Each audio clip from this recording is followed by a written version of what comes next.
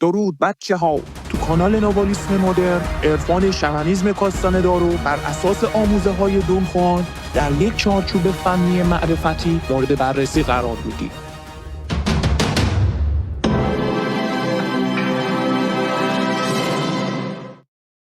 خب با شما هستیم و ادامه نمونه‌های بی‌عملی که در شرایط مختلف ارتعاش کالبد انرژی براتون مفید و موثر واقع میشن.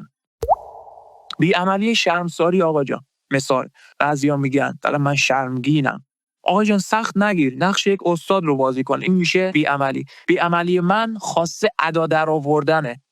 من وقتی که شرمنده میشم در جایی ادا در میارم. ادای چی؟ ادای هر چیزی که بتونم. دقت میکنی؟ این اصلا پیوندگاه من رو سریع برمیگردونه، یعنی نمیذاره گونه‌هام سرخ بشه. من چون کلا بچه خجالتی بودم در زندگی، به خصوص در دوران کودکی. بی‌عملی خستگی چی آقا جان؟ سکوت هست، فراموشی هست، خوابیدن اصلا خودش یه بی‌عملیه دیگه. ناخودآگاه همه ما انجام میدیم در اوقات خستگی، درسته؟ حالا بعضیا میگن اگر بیخوابی به سرمون بزنه. یکی از بچه‌ها مشکل داشت. آقا جان بیخوابی یعنی چی؟ یعنی گفتگوی درونیت زیاده. حالا نمیتونی دوباره سکوت کنید. شما در آستانه خواب قرار بگیر، گفتگوهای درونی رو فقط نظاره کن. این که میگن یوگی ها میگن نظاره کنید افکار رو، منظورش اینه که آقا جان افکار رو متوقف نکن، باشون مقابله نکن یا بهشون حمله نکن. بذار افکار بیاد، گفتگوی درونی بیاد، اون جریان افکار سرازیر بشه، اشکال نداره. کاری که تو باید انجام بدی اینه که جلبشون نشی، جذبشون نشی. اصلا بیخوابی چرا اتفاق میفته؟ گفتگوی درونی رو که همه ما داریم. بیخوابی زمانی اتفاق میفته که تو گفتگوی درونی رو جذب میکنی و 4 تا گفتگوی دیگه بهش اتچ میکنی، وصل میکنی تا به یک سرانجام برسونی. آخرش هم هیچی نمیشه، سرانجام هم که وجود نداره، میری سراغ فکر بعدی و همین فرآیند تکرار میشه. بعد میبینی 10 دقیقه بیدار بودی در صورتی که سر 5 دقیقه باید میخوابیدی. این اون الگوریتم بیخوابی هستش که باز هم دست ماتریکس ها. میبینید چه شکلی. من یه تکنیکی دارم اینجور موقع ها با چشمم هول میدم افکار رو. حالا برای من که اتفاق نمیفته. یه زمانی برای من اتفاق میافتاد که بیخوابی میگرفتم، نصف شب بیدار میشدم، به خصوص زمانی که طرف عاشق پیشه مثلا میشه. تو باید افکار رو هول بدی. فکر میاد بهت برخورد میکنه، در واقع پروازگره دیگه، میاد بهت برخورد میکنه، بهت القا میکنه، چیش بسته است و نگاش میکنی، آنالیزش میکنی، با تمرکز در واقع هول میدی. خب حالا برو بعدی. اونقدر هول میدی تا بیخوابیت رفت میشه. نهایتاً فرکانس مغزت میره توی حالت آلفا، حوزه آلفا، و از اون طرف هم میخوابی. از خلاق باشید دیگه. بی‌عملی دلتنگی، لذت بردن بچه‌ها مثلا یه بی‌عملی خوبه برای دلتنگی، برای حرص و طمع هم همینطور. لذت بردن از هر آنچه که داری. آدم میتونه از هر چی که داره لذت ببره. بی‌عملی دلزدگی چیه بچه‌ها؟ کنجکاوی مغرضانه. حالا اونجا توی اون مثال غم و اندوه هم گفتیم تعجب و شگفتی برای کاوش ناشناخته. اینجا هم میتونه عمل بکنه. ذهنت رو منحرف کنی به سمت چیزهایی که کشش کافی دارن برای درگیر کردنت. بی‌عملی بی‌حوصلگی، مثلا ترسیدن از ناشناخته. ترس خودش یک سم انرژی خواره، باز یک موجود غیر ارگانیکه، اما کار میکنه. شما بعضی از مکاتب میبینید که میگن ترس هم باعث میشه سالک محتاطانه عمل کنه. ما اینجا میتونیم اصلا به عنوان یک بی‌عملی روش حساب کنیم. حوصله نداره آقا، هر کاری بکنه اصلا بی‌حوصله. بترس از ناشناخته، بترس. چطور بترسم و در اون تمرکز باقی بمونم؟ این هم تو رو به سمت کاوش ناشناخته میکشونه دیگه. کتاب‌های عجیب غریب، همین کتاب‌های دونخوان اصلا چیزای کرکوپرریزونی داره. از رازآلود بودن کیهان باید بترسیم دیگه. اگر ترس نباشه که اهرامی نداریم، خودش یه اهرامه. بعد دوباره از اون طرف باید از ترس عبور کنیم. دقت می‌فرمایید؟ بی‌عملی ترس حالا دوباره باز چی میشه؟ مثلا بیخیالی یا بازی‌های کودکانه یا خنده‌های جنون ارادی. باز همچنین اهمیت ندادن به چیزها. لیست من جامع نیست و باز تکرار دارم میکنم. بی‌عملی ناامیدی، یأس، مثلا باز تعجب و کنجکاوی و سکوت عمل میکنه. یا مثلا بی‌عملی ندامت و پشیمانی، اینجا ضدش که بی‌ترحمی باشه خیلی خوب کار میکنه. اتفاقا بچه‌ها بعضی جاها میبینی ضد عمل خیلی خوب کار میکنه.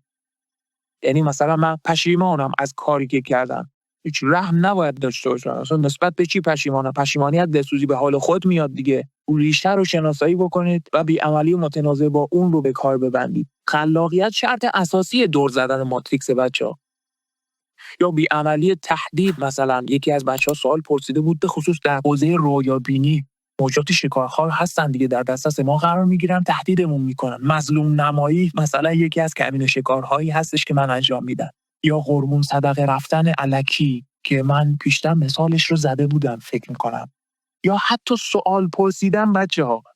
حالا یه مثال بهتون بگم، مثلا وقتی که جایی هستید دارید کاری انجام میدید، گشت شب پلیس میاد مثلا از شما سوالی میپرسه، مثلا نیمه شب جایی هستی، این یه نوع تهدیده دیگه، چون ممکنه به راحتی شما رو دستبند بزنن ببرن به هر دلیلی، حالا مشکوک شدن. یک بی‌عملی مظلوم نمایی و یک بی‌عملی سوال پرسیدنه. سوال بپرسید، ازش سوال بپرسید، درگیرش کنید. این خیلی خفنه، این در مورد موجودات غیر ارگانیک خیلی خوب کار میکنه. حالا مثال زدم باز. و ذهن مخاطب رو منحرف کنید به جای دیگه. از خلاق باشید. یا باز بی‌عملی حرافی، کاری که الان دارم انجام میدم، اندیشه کردن در مورد یک مقوله اندیشیدن. میدونید دیگه اینجور دسته‌بندی ها رو هیچ کسی ارائه نکرده، اینا همه رو من به حسب تجربه به دست آوردم. اینا باعث میشه شما ارادت رو تیز نگه می‌داری. با اراده خودت، با شناخت داری نسبت به اون احساسی که بیگانه داره بهت القا میکنه، میای خودت درگیر یک کار دیگه که خودت اراده میکنی نگه میداری و یک واقعیت ساختگی جدید خلق میکنی.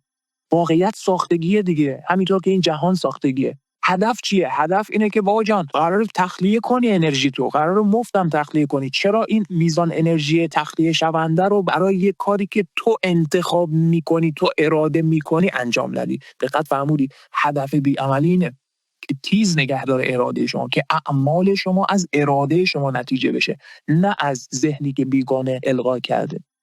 و دیگه بی‌عملی حرافی با سکوت هم کماکان که ضدش میشه نوعی بی‌عملی. بی‌عملی سکوت چیه؟ بعضی از بچه‌ها حالا به خصوص در مورد اون خجالتی بودن، یه بی‌عملی ما کشف کردیم و اون اینه که بیایم مو به مو افکاری که از ذهن ما میگذره رو به زبون بیاریم. حالا هر جایی که میتونیم، هر جایی که انرژیش رو میتونیم داشته باشیم. حالا میتونی تو تنهایی توی تاریکی باشی یا توی جمع بچه‌ها باشی. این همین اتاق عادیه، جایی که راحت باشی دیگه، چون اما و اقسام افکار از ذهنمون میگذره دیگه. یک بی‌عملی اینه هر چی که از ذهنت میگذره رو بریزی بیرون. این اون ترستون، گارد سکوتت رو میشکنه. دقت میکنی؟ حالا مثلا ما گاهگداری این بی‌عملی رو در کنار یکی از سالکانی که دارم انجام میدم و گاهی اوقات میخندیم، خنده جنون ارادی و اینا. یا بی‌عملی تخلیه جنسی، خیلی ازم میپرسن یه بی‌عملی که پس از تخلیه جنسی داریم و انرژی نداریم چه کار بکنیم؟ اجرای حرکات جادویی دسته بست بود. پیشنهاد منه بر حسب تجربه خودم. یک اقتدار عجیبی به سالک میده پس از تخلیه جنسی. بی‌عملی جدی گرفتن، دوباره احساس ناتمامیت کردن، اینکه ما ناقصیم، کامل نیستیم. یا لذت بردن از یک سری اعمال، مثلا رقص اقتدار یک بی‌عملی هستش که خلاف جدی گرفتن کار میکنه. جنون دیگه، حماقت اختیاری. بی‌عملی لذت بردن چیه بچه‌ها؟ رویا پردازی واقعی، یعنی هرچند رویاها و آرزوهایی که خیلی دور دسته، اونها رو در واقع بیاید ریالایزش کنید، خورده طرح‌ریزی کنید، براش استراتژی بریزید که من روزی به اون هدف برسم. بنابراین رویا پردازی واقعی در مورد خلق یک اثر، یک هدف، پیش بردن یک پروژه یا تحقق یک آرزو یا یک طرح و الی آخر، این میشود یک بی‌عملی برای لذت بردن. چون لذت بردن هم ممکنه گاهی خود قفلی بزنی دیگه، که میشه انرژی خواری.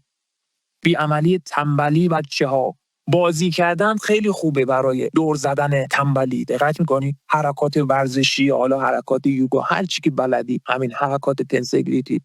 و یکی از بچه‌هام گفته بود که حالا من نمیدونم خوردن ترشیجات، لواشک و اینها در حین تنبلی خیلی عمل میکنه. حالا من کار ندارم، شما پیدا کن دیگه. من فقط خواستم با این مثال‌ها براتون بگم که تو چه فازی باید قرار بگیرید. هدف دور زدن ماتریکسه.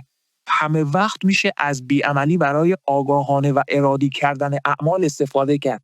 و اما اقسام این مؤلفه هایی که این احساساتی که براتون لیست کردم به هم زنجیروار وصلند. یعنی باز ممکنه توی دومی به دام بیفتی. چرا؟ چون من خدمتتون عرض کردم دیگه، نباید در یک موضع بمونی، فقط جایی که هوش داره، جایی که گفتگوی درونی مینیمومه. خب بچه‌ها روی دونه دونه نمونه بی‌عملی هایی که توی این ویدیو خدمتتون ارائه کردم تعمق بکنید، یه خورده خلاقیت به خرج بدید و ایده های جدیدی رو واسه خودتون یادداشت برداری کنید که توی اوقات بحرانی ازشون استفاده کنید. این لیست بلند بالا و ادامه داره و من قصد دارم که توی ویدیوهای بعدی به ادامه این مثال ها بپردازم. اگر سوالی هم در این خصوص دارید حتما واسمون کامنت کنید. ممنونم.